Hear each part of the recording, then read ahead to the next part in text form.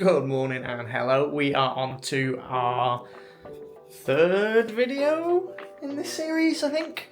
And I am going to be on to my third day of painting clouds. I'm hoping to get all of the clouds done today. But first I am going to need to tidy up my palette. I wish I'd done that when the paint was still wet. Now I've made it really difficult for myself, so I'm going to have to scrape all that back and clean it up before I can start painting. So my palette is all set up and I'm ready to paint again. I'm just realising how much I'm actually learning from doing this painting. I've learned that I need to just loosen up a little bit and relax with the painting process.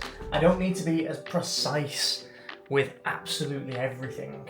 And I need to just get in the flow and feel the painting happen, which is what I'm going to try and do with the rest of these clouds. I'm not going to try and worry about it being absolutely perfectly accurate. I'm just going to try and have fun with the painting process, really.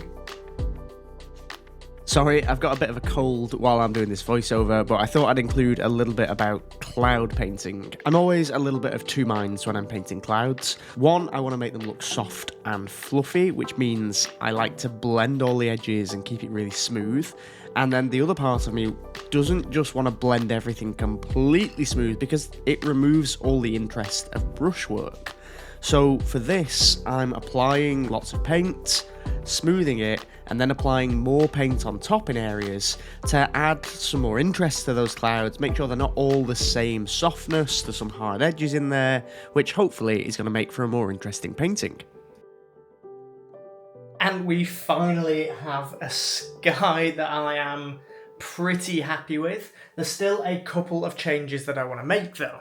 So I'm not sure if this is the right blue. It looks a little bit too saturated on the screen. It's not that saturated in real life, but I think I might want to just orange up that sky a little bit more and sort of tie it in a little bit more with the clouds. But I actually think that's one of the last things that I'll do. I've got to tidy up all of my stuff, and then hopefully tomorrow I'm going to make a start on the deer themselves. In fact, no I'm not, that's a lie. I'm actually going to make a start on the background trees, all this bit here that's just behind the deer. I want that solidly in place before I make a start on those deer. It's actually been about 4 or 5 days since I've picked up a brush and started painting on this. I think the reason for that is because I just don't really know what I'm going to be doing with this sort of like background here and over here in the corner. So I've not really felt inspired to pick up the paintbrush because I'm not exactly sure what I'm going to do with it all yet. But I think the only way that I'm actually going to get past that feeling and actually get some work done is if I actually just pick up some paint and put it on the canvas. So I'm going to crack on with that and then see how it goes.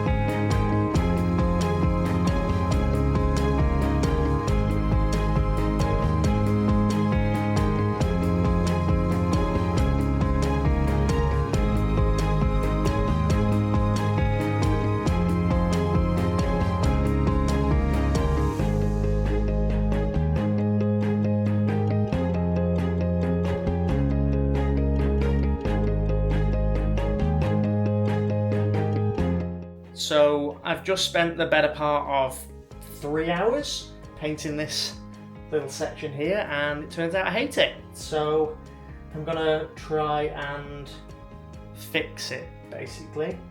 It's just a bit too green for what I wanted, so I think I'm gonna try and add a little bit more orange into the grass and a little bit more purple into the trees, and see if I can just neutralise everything and just make it match the clouds a little bit more. And then if that fails, I'm going to curl up in a ball and cry. Yeah, so it failed. So I just decided to wipe it all off, let it dry overnight, and then start again with the whole thing fresh in the morning. I'm so much happier with how this is looking so far. In fact, let me just spin it round and I'll tell you what I've done. So I'll get a little bit closer so that you can see it.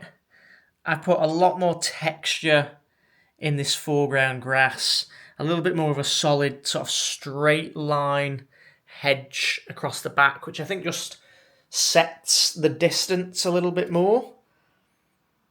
But I'm much happier with how that's looking. I'm still not sure if maybe I'll put a glaze over the top of this and just adjust the colours and maybe knock it back a little bit. Like I might make it a little bit more purpley up here to match the sky, and a little bit more orangey in the grass to match the lights in the clouds.